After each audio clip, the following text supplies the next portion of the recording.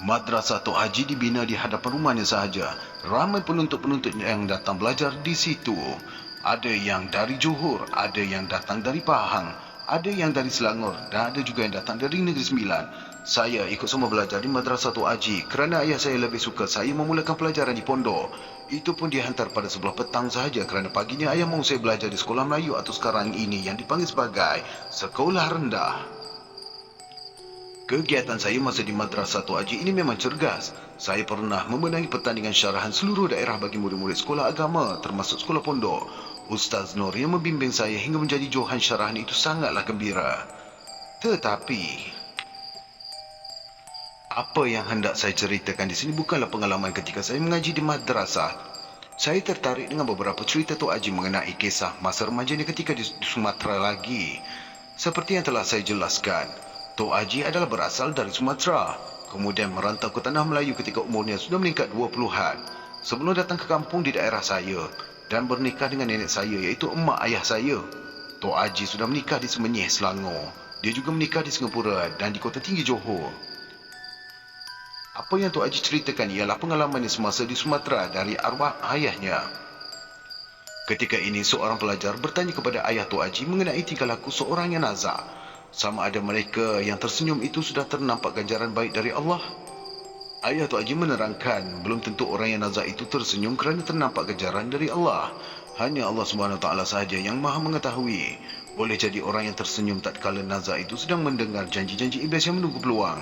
Manakala orang yang masam mukanya itu sedang memarahi iblis yang cuba mengganggu. Kita tak tahu rahsia itu. Jelas Tok Haji semasa mengajar apabila saya sudah mula dewasa.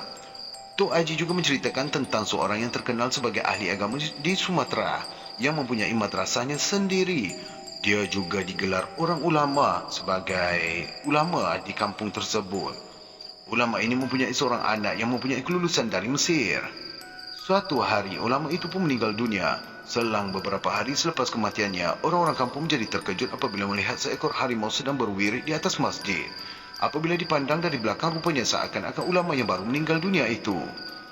Tiap-tiap waktu maghrib, harimau berkenaan dilihat ada di tempat ulama itu selalu duduk. Disebabkan orang-orang kampung takut dengan kehadiran harimau tersebut, mereka pun memberitahu kejadian itu kepada anaknya. Setelah dilihat oleh anaknya, jelaslah kepada dia bahawa memang harimau itu adalah jelmaan dari ayahnya. Alangkah anehnya seorang ulama apabila mati telah menjelma menjadi harimau. Sebagai orang yang berpelajaran tinggi di dalam agama, si anak tadi terus datang kepada harimau yang sedang berwirid itu. Berkatalah si anak, "Ayah, apa yang boleh buat? Kehendak Allah begini. Kita tak boleh menolak iradatnya. Bagaimanapun janganlah ayah datang lagi ke sini, kerana orang-orang kampung takut dengan keadaan ayah sekarang." Alangkah anehnya seorang ulama apabila mati telah menjelma menjadi harimau.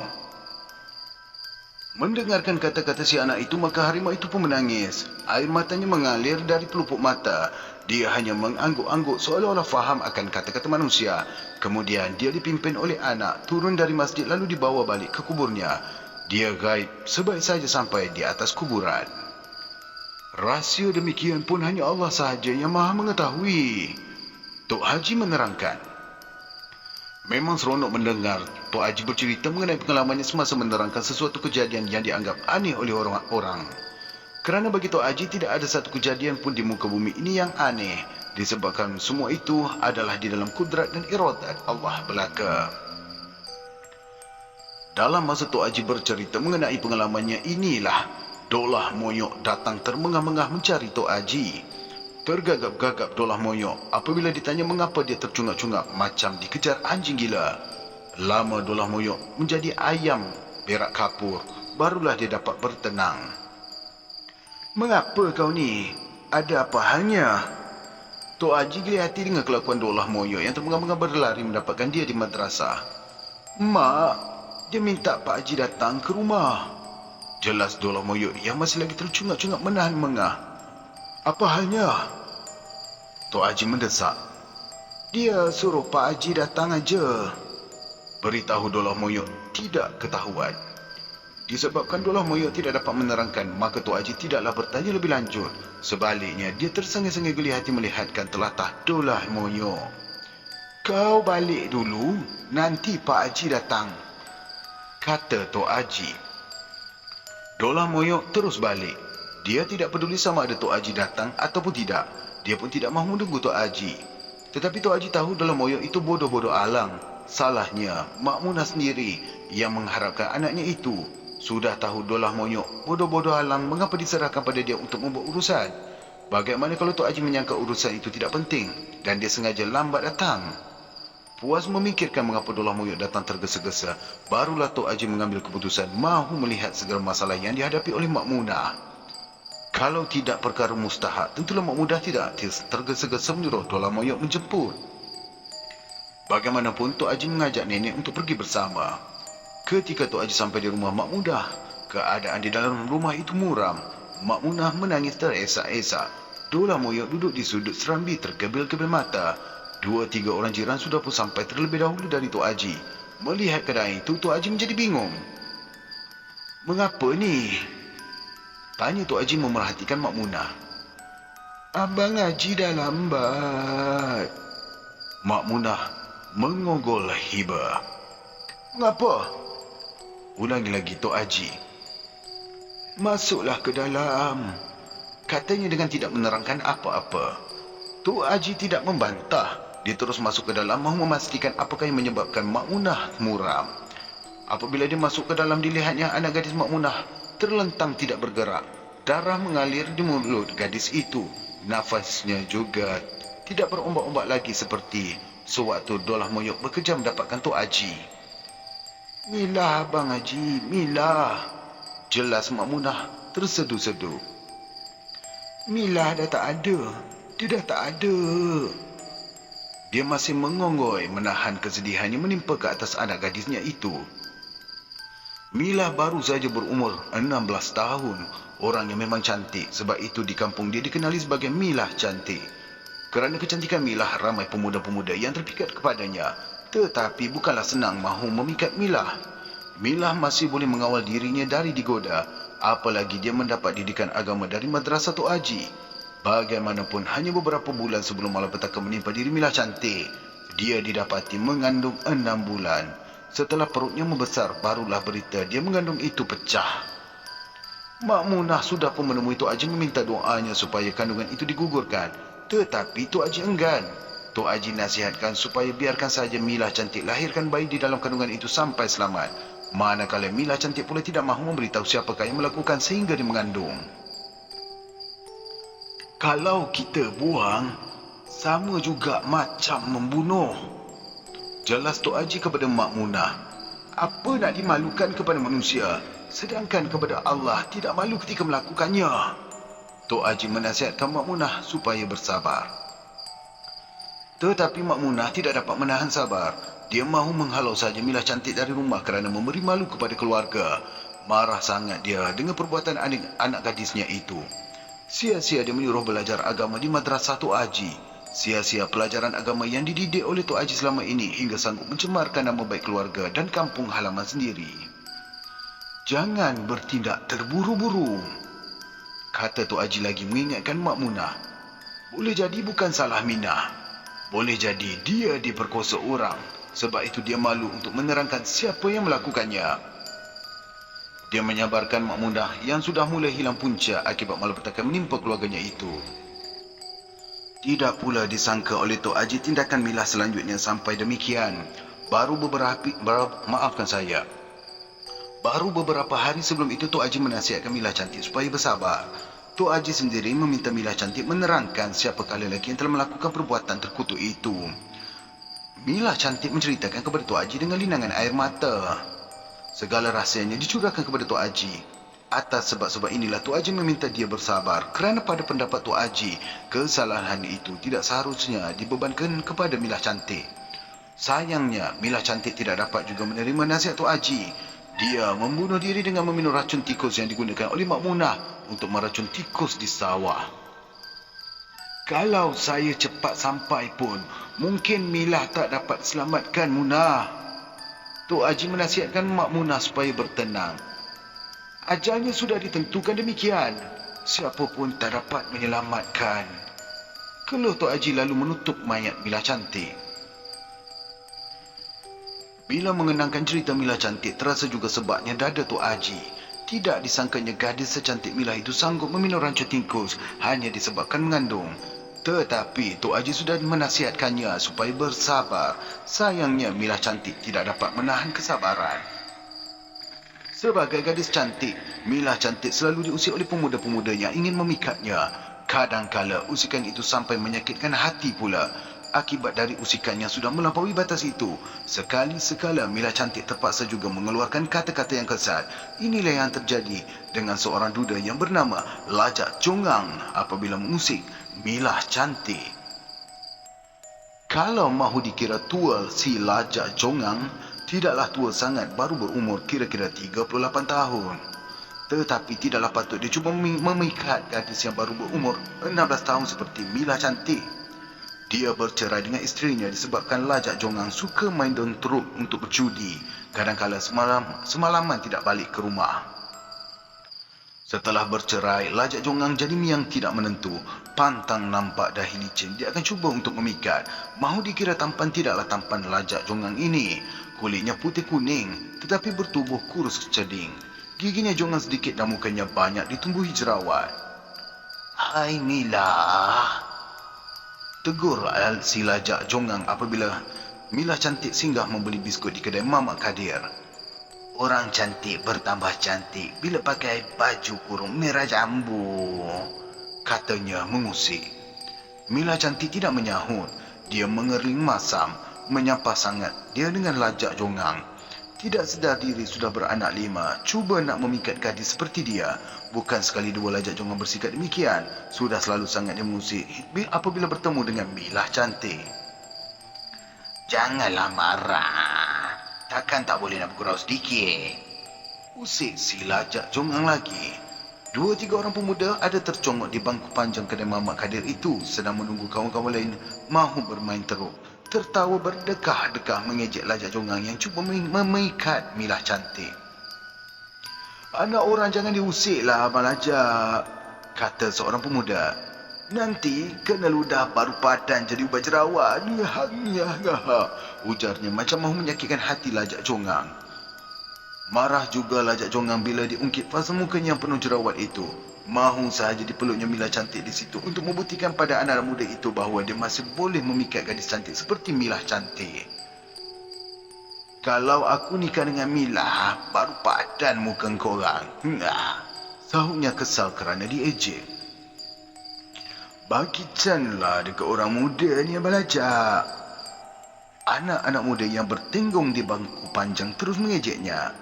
"Abang Lajak dah tua, anak dah 4-5 orang. Nak bersanding pun dah tak padan." Siul mereka melangsing ikut sama mengusik Mila cantik. "Kau tengoklah nanti." Marah sangat Lajak Jongang dipersendakan oleh anak muda. "Kalau Lajak tak bersanding atas pelamin dengan Mila cantik, jangan haraplah korang nak bersanding. Kempunalah korang semua," ujarnya menggertap bibir.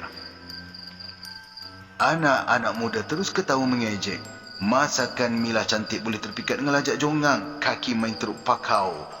Rupa pun tidaklah boleh memikat. Sudahlah muka tirus, jerawat batu pula timbul 2-3 hingga muka menjadi bokok.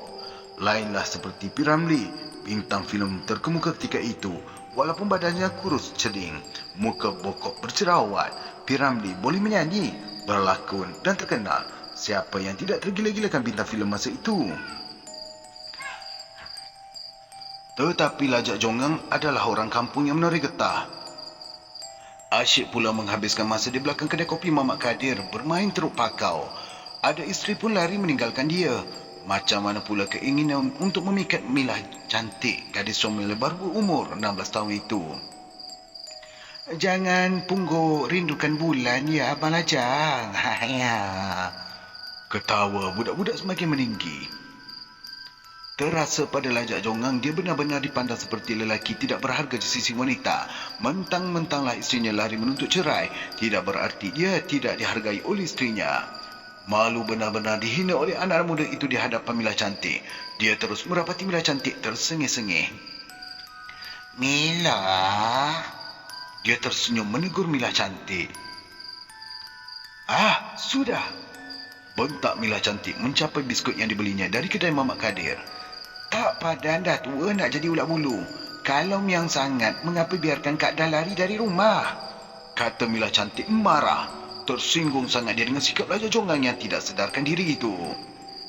Hei Mila, panggil Lajak Jonggang serba salah. Tetapi Mila cantik sudah pun berlari keluar dari kedai Mamat Kadir. Anak-anak muda di bangku panjang terus ketawa mengejek. Tebal rasanya muka Lajak Jonggang mendengarkan kata-kata Mila cantik tadi. Maafkan saya. Perkara si Midah lari meninggalkan dia tidak wajar diungkit oleh anak gadis seperti Mila cantik. Mungkin Midah melarikan diri disebabkan selalu meleteri dia, menyebabkan dia cepat naik angin. Dia benar-benar terasa terhina bila seorang gadis mentah berani mempertikaikan keruntuhan rumah tangganya. Lajak Jonggang terus meninggalkan kedai Mamat Kadir di dalam ejekan anak muda yang ketawa berdekah-dekah. Semalaman Lajak Jonggang tidak dapat melelapkan mata. Malu benar dia mendengar kata-kata Mila cantik di hadapan anak muda yang suka mengejek. Kalau Mila cantik tidak sudi menyahut pun, janganlah ungkit pasal kegagalan rumah tangganya dengan Midah. Esoknya, pagi-pagi lagi Lajak Jonggang menemui Tok Batin di hulu kampung. Hampir sebulan dia berulang-alik menemui Tok Batin sehinggakan dia tidak pernah lagi menjenguk muka di kedai Mamat Kadir. Kuranglah kaki main truk pakau dengan ketiadaan Lajak Jonggang. Tuk-tuk, satu hari terjonggol sahaja muka Lajak Jonggang di kedai Mamat Kadir. Apabila dia pelawa main truk, dia terus saja tumpang sekali. Semasa bermain ini, anak-anak muda cuba mengusiknya. Mereka mengatakan Lajak Jonggang merajuk kerana Mila cantik tidak mahu melayan.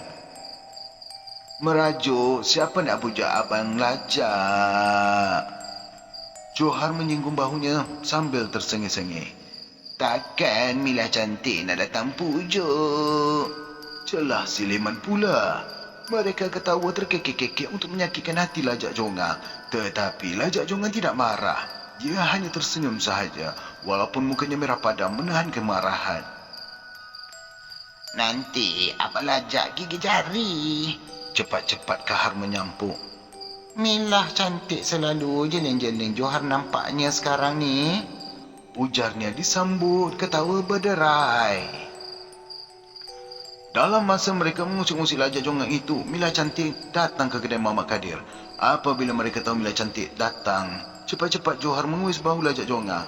Tetapi dia tidak ambil peduli langsung anak-anak muda itu yang mahu mengusiknya. Sebaik saja sampai di kedai Mamat Kadir, terus saja Mila cantik menjengah ke belakang kedai memerhatikan orang yang bermain teruk. Tidak pernah selama ini dia menjengah ke situ. Selepas terpandangkan Lajak Jonggang bermain teruk, dia tersenyum mengerling ke arah lelaki duda tersebut. Lajak Jonggang pura-pura tidak nampak. Mila cantik memerhatikan dia. Anak-anak muda yang mengejek juga terdiam dengan perubahan Mila cantik mengerling dan tersenyum merenung Lajak Jonggang itu. Mereka melihatnya seperti di dalam mimpi sahaja. Bagaimanakah Mila cantik boleh tersenyum merenung Lajak Jonggang? Sejak dari itulah, Mila cantik sentiasa teringatkan Lajak Jonggang. Tidur pun sentiasa termimpi-mimpikan Lajak Jonggang. Dia merasa gembira apabila dibelai Lajak Jonggang. Setiap malam seperti ada saja orang yang memandunya datang menemui Lajak Jonggang di rumah lelaki duda bermuka bokok itu. Rumah abang buruk, bisik Lajak Jonggang merangkul tubuh gadis itu. Mila bukan mahu rumahnya, sahut Mila merebahkan kepala ke lengan Lajak Jonggang. Habis Mila nak apa? Lajak Jonggang memain-mainkan anak rambut Mila cantik. Setiap sentuhan jari daripada Lajak Jonggang tetap mendebarkan dia. Mila cantik merasakan dunianya hanya untuk Lajak Jonggang sahaja. Dia tidak mahu berenggan walau sesaat pun dari Lajak Jonggang. Mila nak apa? Ulangi lagi Lajak Jonggang perlahan. Mila hendakkan apa? Sahut gadis itu mengusap-ngusap pipi lelaki duda tersebut. Abang tak lawa. Alah, Mila pun bukanlah cantik sangat. Tapi Mila memang cantik. Abang pun apa kurangnya? Abang dah tua, duda pula. Tetapi Mila sayangkan abang. Akhirnya Mila menyerahkan segala-galanya kepada Lajak Jonggang. Dapatlah Lajak Jonggang membalas dendam setelah Mila cantik menghina dia ketika di kedai Mamat Kadir. Selama berulang kali berjumpa Tok Batin, itulah dia telah memuja Milah Cantik. Selepas puas melepaskan hawa nafsunya terhadap gadis mentah itu, Lajak Jongang pun memulihkan semula semangat Milah Cantik. Sejak itu Milah Cantik kembali sedar apa yang berlaku.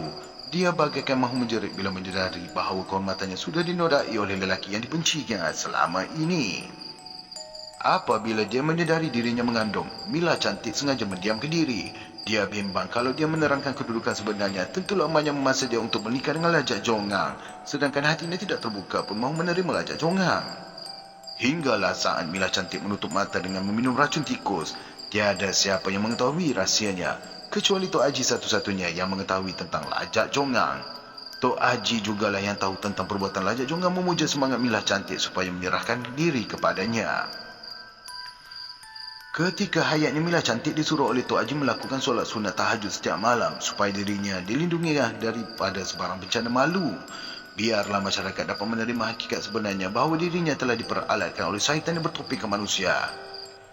Sama ada dia melakukannya atau tidak, Tok Haji sendiri pun tidak tahu. Tetapi menurut cerita Mak Munah, memang setiap malam Milah Cantik bangun tengah malam menunaikan solat sunat. Apakah doanya tidaklah diketahui oleh Mak Munah. Tetapi mengapa pula dia tergamak meminum racun kalau sentiasa mengerjakan solat? Disebabkan dia mati ketika mengandung. Orang-orang kampung menasihatkan Mak Munah supaya mengkebumikan Milah Cantik mengikut kepercayaan mereka, iaitu membubuh jarum di tapak tangan, telur di bawah ketiak dan emas di dalam mulutnya.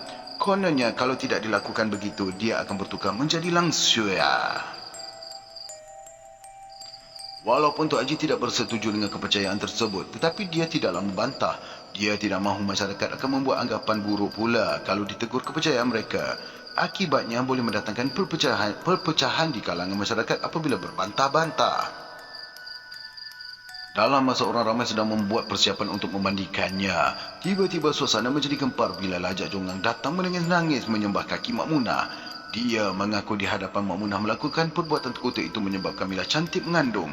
Dia sendiri tidak menyangka Milah Cantik tergamak membunuh diri. Malah kalau Milah Cantik sudi, dia sanggup mengambilnya menjadi isteri. Akhirnya Lajak Jongang terpaksa menceritakan semua yang dilakukannya terhadap Milah Cantik.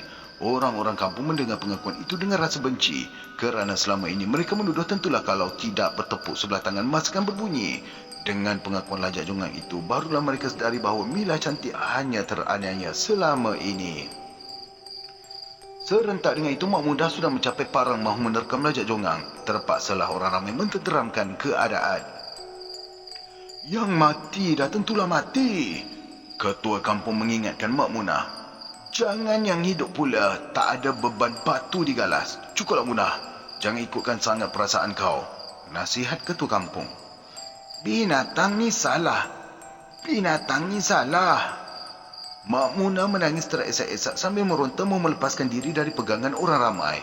Lajak Jongang tidak berganjak menunggu serangan Mak Munah. Dia seolah-olah menyerahkan diri saja, tidak bertindak melarikan diri pun. Munah! Tok Haji pula yang bersuara. Pengakuan Lajak di hadapan ramai ini satu rahmat besar dari Allah. Sepatutnya kau bersyukur kerana Allah telah menunjukkan kepada hamba-Nya bahawa anak kau tidak berdosa. Dia dianiaya. Jelas Tok Haji lagi meminta Mak Munah bertenang. Semakin lemah Mak Munah dipegang ramai-ramai. Dia tidak berdaya lagi mahu meronta. Kalau ikutkan perasaannya, memang dia tidak benarkan Lajak Jongang menjejakkan kaki ke rumahnya. Tetapi Lajak Jongang sedikit pun tidak mengangkat muka walau dimaki macam mana pun. Sabarlah Munah, pujuk Tok Haji lagi. Mak Munah dipapah ke dapur untuk meredakan suasana kerana Lajak Jongang tetap berlutut di sisi jenazah. Dia tidak mahu berundur walaupun orang ramai menasihatkan dia supaya meninggalkan rumah tersebut buat sementara waktu. Bila keadaan sudah pulih, barulah diselesaikan perkara itu dengan Mak Munah.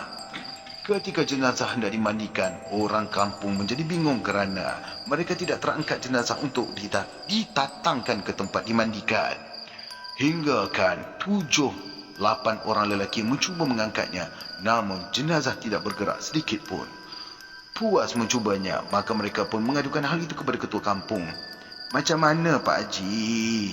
Tanya ketua kampung di dalam kebingungan. Tak pernah pula saya menemui kejadian macam ni seumur hidup saya. Katanya keheranan mendengar penerangan dari orang-orang kampung yang mau memandikan jenazah. Lajak.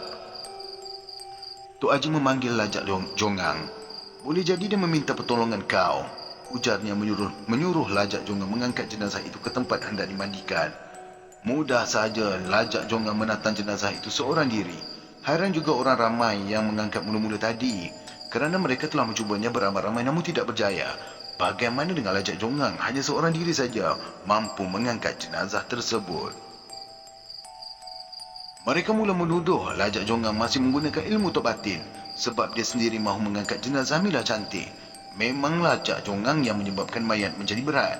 Bagaimanapun Tok Haji menasihatkan mereka supaya tidak menuduh sesuka hati. Serahkan kepada Allah. Hanya Allah yang maha mengetahui. Tok Haji mengingatkan mereka. Tetapi mereka tidak puas hati dengan alasan Tok Haji.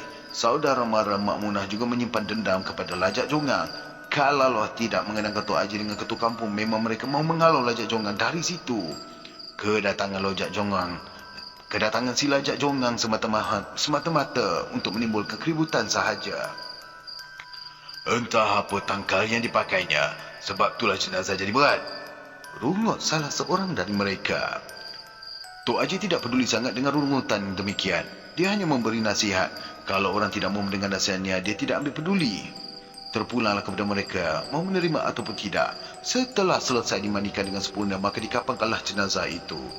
Terpaksalah Lajak Jongang mengangkat jenazah itu untuk dikapankan dan kemudiannya diletakkan di hadapan Tok Haji untuk disembahyangkan. Setelah selesai disembahyangkan, dimasukkan pula ke dalam usungan. Lajak Jongang juga terpaksa membawanya ke dalam usungan. Ketika usungan hendak dibawa ke kubur, sekali lagi tidak dapat dilakukan. Usungannya tidak bergerak langsung dan mereka yang memikul usungan terasa jenazah itu terlalulah berat. Mahu tidak mahu dipanggil juga Lajak Jongang untuk memikul usungan. Barulah orang-orang yang merungut tadi sedar akan kata-kata Tok Haji. Hanya Allah sahaja yang mengetahui. Kalau semasa memandikan jenazah, bolehlah mereka menuduh Lajak Jongang menggunakan tangkal azimat supaya jenazah menjadi berat, bagi membolehkan dia memeluk jenazah untuk melepaskan geramnya kepada gadis kesayangannya. Namun bagaimana pula dengan usungan? Sepanjang jalan kira-kira setengah batu menuju ke tanah kuburan, Lajak Jongang tidak dapat bergila-gila seperti orang lain memikul usungan jenazah. Kalau Lajak Jongang menukarkan kepada orang lain, maka usungan itu tidak dapat dibawa bergerak ke hadapan. Masing-masing merasa terlalu berat. Mereka tidak dapat melangkah langsung. Mahu tidak mahu terpaksa juga Lajak Jongang memikulnya dengan tidak dapat bergilir-gilir. Lajak Jongang tidak membantah. Dia terpaksa melakukan kerana dia merasa berdosa menyebabkan Mila cantik menjadi sedemikian. Untuk menebus dosanya, dia sanggup melakukan apa sahaja di hari-hari pengebumian Mila cantik. Orang ramai yang melihat Lajak Jongang berpeluh-peluh memikul usungan itu mula merasa simpati terhadapnya. Tetapi mereka tidak dapat menolong. Walaupun ada orang yang mahu menggilirkan dia memikul usungan, tiba-tiba saja usungan tidak bergerak. Kaki mereka tidak dapat melangkah kerana menahan beban yang terlalu berat. Sabarlah Lajak, bisik Tok Haji yang berjalan berhampiran dengannya. Lajak Jongang hanya mengangguk. Dia teringat juga akan masa manisnya bersama dengan Mila cantik. Sekalipun melalui guna-guna yang dipuja oleh Tok Batin, memanglah Mila cantik bukan dengan rela hati menyerahkan tubuhnya kepada dia. Namun kenikmatan itu tetap tidak dapat luput dari jiwanya. Ingatlah, Allah Maha Pengampun. Tok Haji memberi nasihat kepadanya kerana kasihan melihat Lajak Jongang tersengat-sengat bahu memikul usungan jenazah. Lajak Jongang tidak menyahut. Dia mengangguk lemah, air matanya berlinang di pelupuk mata menyesali perbuatannya terhadap gadis mentah yang tidak berdosa itu. Apabila sampai di kubur, sekali lagi menjadi kecoh kerana jenazah tidak dapat diturunkan ke liang lahat. Mereka semua tidak berdaya mahu mengangkat jenazah. Disebabkan mereka sudah tahu masalahnya, maka disuruh sahaja Lajak Jongang untuk masuk ke dalam kubur menyambut jenazah. Lajak Jongganglah juga yang menyambutnya dan dia juga yang memasukkan jenazah ke dalam liang lahat. Sebaik saja orang mengambuskan tanah, tiba-tiba Lajak Jongang tidak dapat mengangkat kakinya. Dia meronta-ronta mahu melepaskan kakinya yang terlekat di tanah. Tanah ni lekit, katanya sambil mengulurkan tangan minta ditarik ke atas. Sebaik saja mahu ditarik ke atas, kakinya semakin tenggelam. Terpaksalah berhenti orang untuk menariknya. Asal saja cuba ditarik, maka kakinya akan bertambah tenggelam. Puas Lajak Jongang meronta mahu melepaskan diri, namun tidak juga berjaya. Selagi Lajak Jongang tidak ditarik naik ke atas, maka kubur tersebut tidak dapat dikambus. Memang keadaan semakin terdesak. Tok Haji pun menyuruh Lajak Jongang beristighfar. Masing-masing bertambah bingung dengan kejadian yang berlaku tidak semena-mena itu. Cuba kau melompat, Lajak, Ujar Mak Munah yang mula kasihan melihat Lajak Jongang bersusah payah mengemumikan anaknya. Lajak Jongang cuba melompat tetapi tidak boleh bergerak. Kaki saya panas, katanya mendongak ke atas terkebil-kebil mata. Suaranya gemetar di dalam ketakutan. Tok Haji menghadap kiblat terus azan dengan lantang suaranya. Selepas azan, Tok Haji merenung kelian lahat. Lalu dia masuk ke lubang kuburan. Tok Haji membongkok bagaikan bercakap-cakap dengan jenazah Mila cantik. Kemudian dia berdiri semula sambil berkata dengan tenang, Mila, pergilah kau sahaja. Tinggalkan Lajak di sini. Biarlah urusan Allah diserahkan kepada Allah. Setelah itu Tok Haji memberi isyarat supaya Lajak Jongang ditarik ke atas. Barulah Lajak Jongang dapat ditarik. Selepas itu disempurnakanlah pengkebumian si Mila cantik. Bagaimanapun Lajak Jongang tidak tahan lama kemudiannya menjadi gila. Seluruh badannya dipenuhi tokak. Kira-kira 2 tahun dia menanggung penderitaan itu, Lajak Jongang pun meninggal dunia.